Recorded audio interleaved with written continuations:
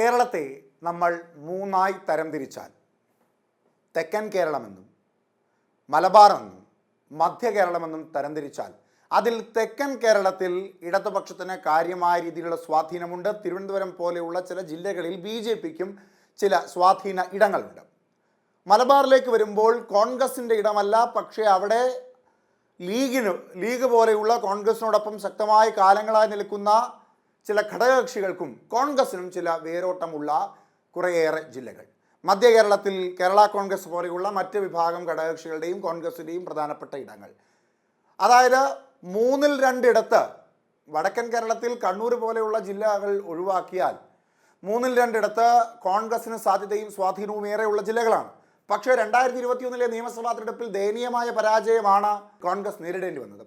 2016 നടന്ന നിയമസഭാ തെരഞ്ഞെടുപ്പിലും അതേ അവസ്ഥ തന്നെയായിരുന്നു.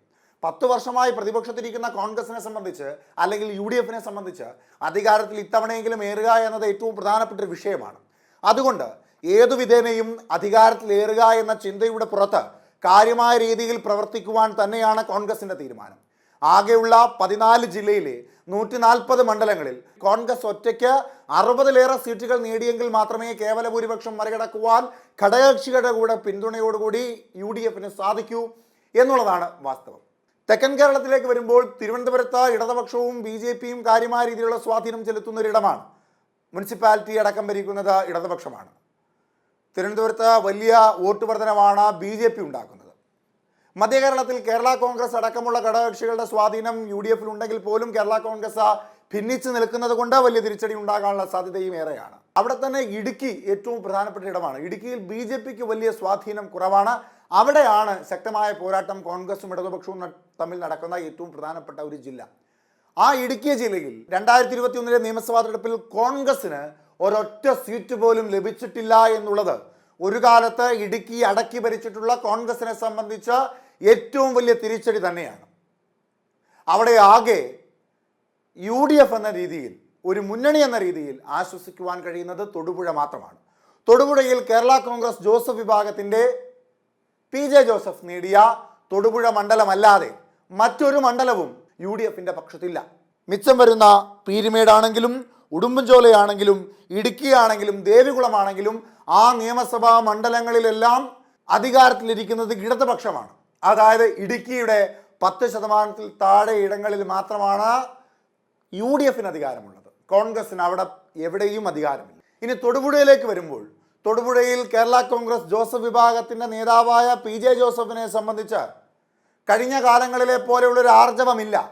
അദ്ദേഹത്തിൻ്റെ പ്രായാധിക്യം, പാർട്ടിക്കുള്ളിലെ പള്ളപ്പിണക്കം, തൻ്റെ ഇടവും വലവും നിന്നവർ പാർട്ടി വിട്ടുപോയതിൻ്റെ ക്ഷീണം, അങ്ങനെ പല പല കാര്യങ്ങൾ കൊണ്ട് തൊടുപുഴയിലെ സ്വാധീനം ചെറുതായി ഒന്ന് കുറഞ്ഞോ എന്ന് സംശയിക്കേണ്ട തരത്തിലേക്ക് UDFന് തൊടുപുഴയിലും വലിയ തിരിച്ചടി ലഭിക്കുവാനുള്ള സാധ്യതയുണ്ട് എന്ന് വേണം കണക്കാക്കാൻ.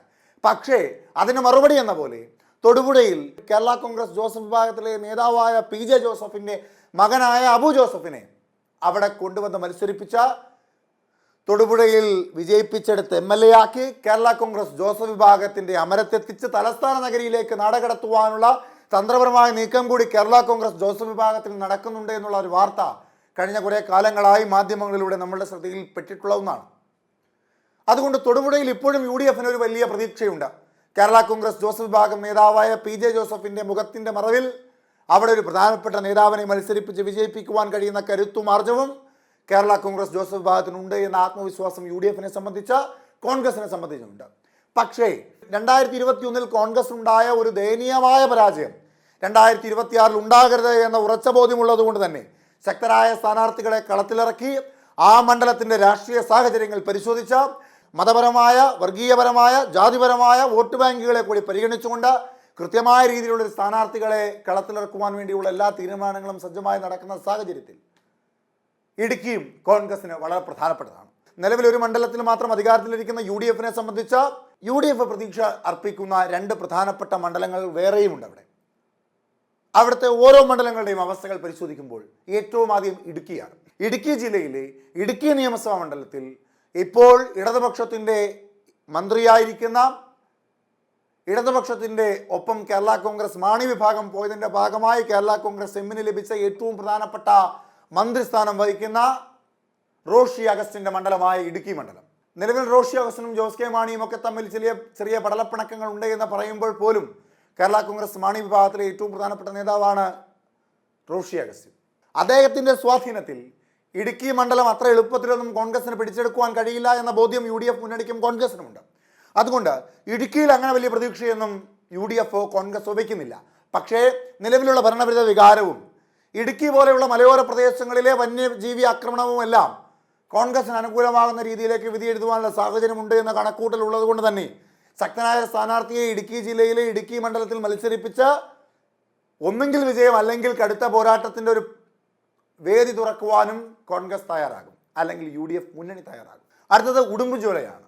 MM മണിയെ പോലെ കാലങ്ങളായി ഉടുമ്പൻചോലയുടെ സ്പന്ദനമറിഞ്ഞ് ഇടതുപക്ഷത്തിൻ്റെ കരുത്തനായ നേതാവായി ഉടുമ്പൻചോലയുടെ ജനഹൃദയങ്ങളിൽ ഇരിക്കുന്ന MM മണിക്കെതിരെ വലിയ രീതിയിലുള്ള ആരോപണങ്ങൾ കോൺഗ്രസും UDFും ഒക്കെ ഉയർത്തിയ സാഹചര്യങ്ങളുണ്ടായിരുന്നു. MM മണിയുടെ അഭാവത്തിൽ ഉടുമ്പൻചോല പിടിക്കുവാനുള്ള എല്ലാ തന്ത്രപരമായ നീക്കവും കോൺഗ്രസ് അല്ലെങ്കിൽ UDF നടത്തുമെങ്കിൽ പോലും അവിടെ ഏത് വിധത്തിലാണ് ഒരു മുന്നേറ്റം ഉണ്ടാക്കുവാൻ പോവുക എന്നതിനെപ്പറ്റി ഒരു വ്യക്തത ഇപ്പോഴും കോൺഗ്രസ് ഉണ്ടായിട്ടില്ല എന്ന് വേണം പറയാൻ. ആരെ സ്ഥാനാർത്ഥിയാക്കണം, ഏത് രാഷ്ട്രീയ പ്രശ്നങ്ങൾ ചർച്ച ചെയ്യപ്പെടണം എന്നുള്ളതിനെപ്പറ്റി. പക്ഷേ അവിടെയും ഈ ഭരണവിരുദ്ധ വികാരവും വന്യജീവി ആക്രമണവും ഒക്കെ ഒരു മുതൽക്കൂട്ടായി UDF കാണുന്നുണ്ട്. പിന്നെ എവിടെയാണ് UDFന് പ്രതീക്ഷയുള്ളത്? അതായത് ഇടുക്കി ജില്ലയിൽ ഏതെങ്കിലും കുറേ മണ്ഡലങ്ങൾ പിടിച്ചെടുത്തില്ല എങ്കിൽ UDFന് വലിയ ക്ഷീണമുണ്ടാകുമെന്ന ഉറപ്പ് UDFനുള്ളത് കൊണ്ട് തന്നെ പ്രതിപക്ഷ നേതാവ് VD സതീശൻ പറഞ്ഞ 100ലേറെ സീറ്റുകളിലേക്ക് കോൺഗ്രസിനും UDFനും ഒക്കെ എത്തണമെങ്കിൽ ഇടുക്കി കൂടി പരിഗണിച്ച് പിടിച്ചെടുത്തേ മതിയാവും. അങ്ങനെ വരുമ്പോൾ അവിടെ പ്രധാനപ്പെട്ട 2 മണ്ഡലങ്ങളായി UDF കാണുന്നത് ഒന്ന് ദേവികുളമാണ്. 2001 വരെ കോൺഗ്രസിൻ്റെ കുത്തക മണ്ഡലമായിരുന്ന ദേവികുളം അവിടെ നിന്ന് കോൺഗ്രസിൻ്റെ പിടിവിട്ട് പോവുകയായിരുന്നു. അവിടുത്തെ പടലപ്പിണക്കങ്ങൾ, ഉൾപാർട്ടി പ്രശ്നങ്ങൾ, പാർട്ടി അവിടെ ദുർബലപ്പെടുത്തി അത് ഇടതുപക്ഷത്തിൻ്റെ പക്കലേക്ക് ആ മണ്ഡലത്തെ കൊണ്ടുചെന്ന് എത്തിച്ചു എന്ന് വേണം കൃത്യമായി പറയാൻ. ദേവികുളത്തെ 2001 വരെ ദേവികുളം അടക്കി ഭരിച്ച UDFനെ സംബന്ധിച്ച് 2001 ആ കുത്തക മണ്ഡലം രാജേന്ദ്രൻ, CPMൻ്റെ നേതാവായ രാജേന്ദ്രൻ പിടിച്ചെടുക്കുകയായിരുന്നു. പക്ഷേ ഇപ്പോൾ കോൺഗ്രസിന് വീണ്ടും പ്രതീക്ഷ ഉണ്ടായിരിക്കുകയാണ്. ഇപ്പോൾ രാജേന്ദ്രൻ BJPയോട് ചെറിയ ചായ്വുകൾ BJP പക്ഷത്തേക്കുള്ള ചായ്വുകൾ പ്രകടിപ്പിക്കുന്നു. അദ്ദേഹം BJPക്കൊപ്പം നിൽക്കുന്ന തരത്തിലേക്കുള്ള ചില നിലപാടുകൾ സ്വീകരിക്കുന്നു. അപ്പോൾ BJPയോടൊപ്പം നിൽക്കുന്ന രാജേന്ദ്രൻ സ്വാഭാവികമായും അടുത്ത തവണ BJP സ്ഥാനാർത്ഥിയെ അവിടെ മത്സരിക്കുമ്പോൾ കോൺഗ്രസിന് പ്രതീക്ഷയേറുകയാണ്. അവിടെ ശക്തനായ ഒരു സ്ഥാനാർത്ഥിയെ മത്സരിപ്പിച്ച, കോൺഗ്രസിൻ്റെ ഏറ്റവും പ്രധാനപ്പെട്ട ഒരു മുഖത്തിനെ മത്സരിപ്പിച്ച ദേവികുളം പിടിച്ചെടുക്കുവാൻ കഴിയുന്ന രാഷ്ട്രീയ സാഹചര്യം നിലവിൽ ദേവികുളത്തുണ്ട് എന്ന ഉറച്ച ബോധ്യം കോൺഗ്രസിനെ സംബന്ധിച്ചുണ്ട്. അവിടുത്തെ പ്രാദേശിക നേതാക്കന്മാരെ, അവിടുത്തെ മണ്ഡലം നേതാക്കന്മാരെ, നിയമസഭാ മണ്ഡലം നേതാക്കന്മാരെയൊക്കെ BJP നേതാക്കന്മാർ വന്ന് കൂടിക്കാഴ്ച നടത്തി പോകുന്ന ചില വാർത്തകളൊക്കെ പുറത്തു വന്നതോടുകൂടി കാര്യമായ രീതിയിലുള്ള പ്രതീക്ഷയാണ് കോൺഗ്രസിനെ സംബന്ധിച്ച് ദേവികുളത്തുള്ളത്. അപ്പോൾ ദേവികുളം കോൺഗ്രസ് വിജയപ്രതീക്ഷ ഉറപ്പാക്കുന്ന ഒരു മണ്ഡലമാണ്. മറ്റൊന്ന് പീരിമേടാണ്. പീരിമേഡിലേക്ക് വരുമ്പോൾ പീരിമേഡ് 2006 മുതൽ ES ബിജിമോളാണ് അവിടെ വിജയിച്ചു വരുന്നത്. അവിടെ നിന്ന് തുടർച്ചയായി വിജയിക്കുന്ന ബിജിമോളെ സംബന്ധിച്ച് മന്ത്രിസ്ഥാനം ലഭിക്കാതെ പോകുന്നു എന്നുള്ളതൊരു വലിയ വിമർശനമായി അവർ പാർട്ടിക്കുള്ളിൽ ഉയർത്തിയിരുന്നതുമാണ്.